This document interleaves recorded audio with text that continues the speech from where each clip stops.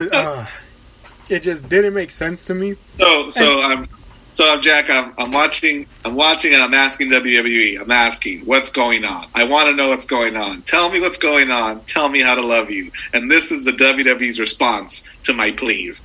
They say, sommelier, and I go, what? See, and like again, like, it was a decent match, for what it was. But that ending just confused me so much because, Carmella has her sommelier, Reginald. Right. Yet here he is coming out to help Sasha Banks and Bianca Belair try and win the match. Even though Carmella and Sasha were feuding like around this time last month. Right. Like there's no sight of Carmella anywhere. He doesn't, at no point does he ever like give us that nefarious look that viewers need of their shows to let us know somebody's nefarious. I think he's sweet on Sasha and also sweet on cheating because he gives her a champagne bottle going, use this. And she goes, I'm not going to use this. Yeah, and then the ref taking it away distracts him enough for Jax to hit the Samoan drop on Sasha to get the win and retain their titles. Okay. I mean, sure. Bianca Belair was so disappointed, and I go, why? I mean, sure. I guess it makes sense. I guess. Well, oh man, this was a low point for me, Jack, in the night. Yeah, this definitely was a low point. But so, I guess this makes it much more to look forward to NXT in about a week.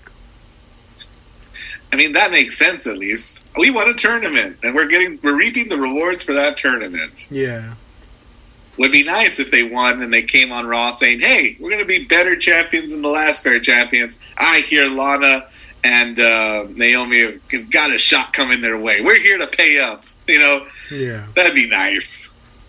Yeah, or like do it for Mania or something to really showcase. Ooh. But, so, now we move on to the main event, which is the WWE Championship Elimination Chamber match. Short night. Yeah, short night, only 4 matches.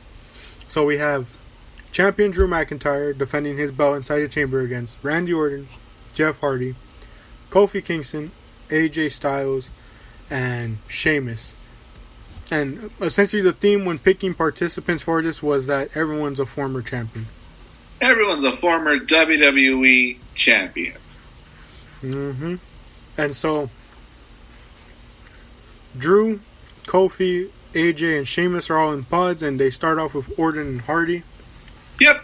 And much to my surprise, Drew enters first after Orton and Hardy go after for a bit. Mm-hmm. But again, in terms of McIntyre's whole gimmick, it makes sense. He's always claimed to be a fighting champion. And right. So while I was surprised he didn't start the thing. Yeah, that's what I was about to say. He didn't start it, which would have made more sense for a fighting champion, but he gets in pretty early to show that he's gonna try and go the distance as he usually does. Right. And much to my surprise, Orton gets eliminated first and rather quickly. Rather quickly, yes. Everyone was expecting a spot with the Fiend, like where the Fiend cost him the match, but nope, just quickly eliminated by, I believe it was Jeff Hardy. Maybe he's pregnant. But so Orton starts going out, and you would think you would want to stay in the pod longer, to have a better chance and be more fresh. But because Orton just took out Hardy and McIntyre with RKOs, because he did that, the camera pans over, you see AJ talking to his bodyguard Omos, and he's telling him, get him out, and you're wondering, like, how's he going to get him out? The doors are locked, so he can't break those.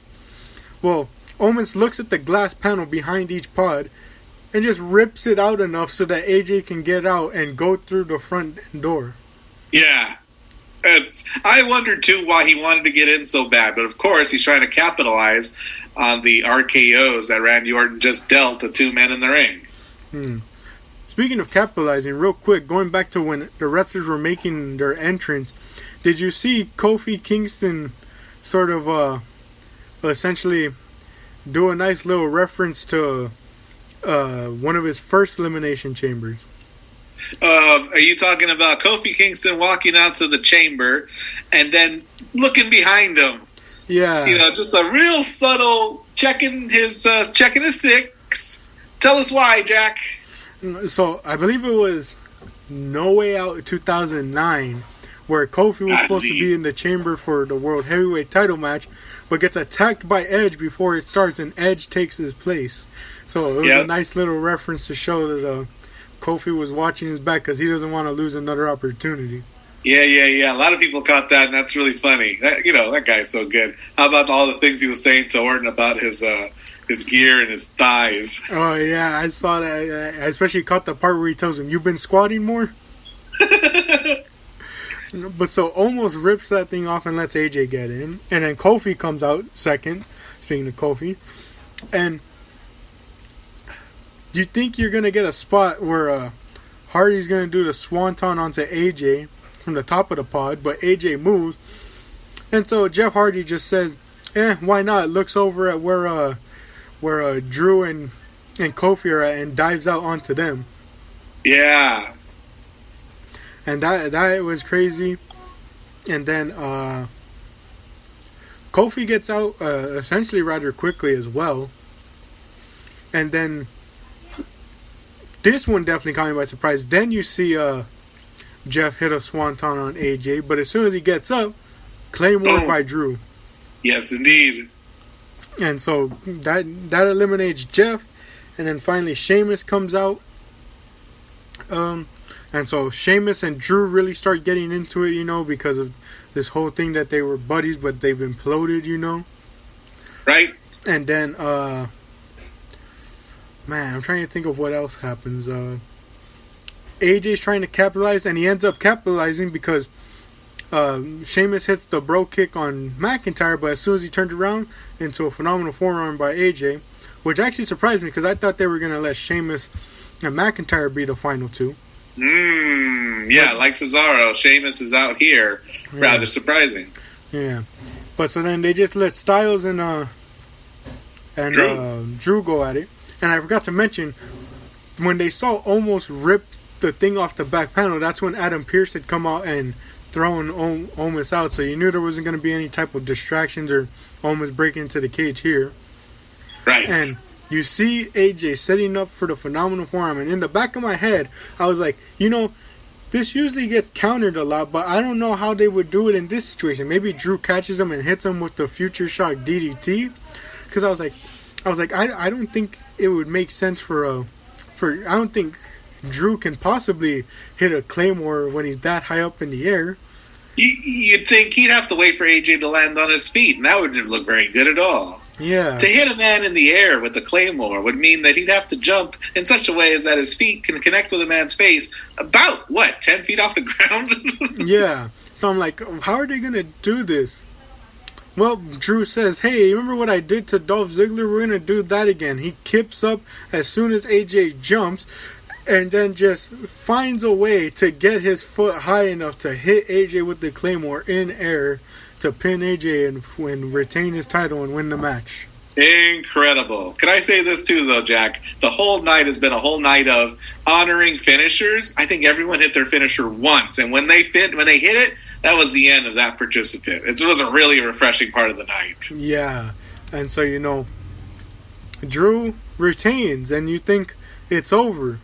Yep.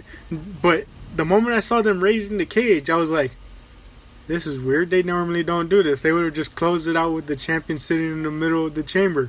They raised the chamber because out comes Bobby Lashley to attack McIntyre. Viciously. Yeah, he just viciously beats down McIntyre. You said they were entering him into the heavyweight title picture. I didn't realize it was happening overnight. Yeah. But so then he looks towards the Titantron.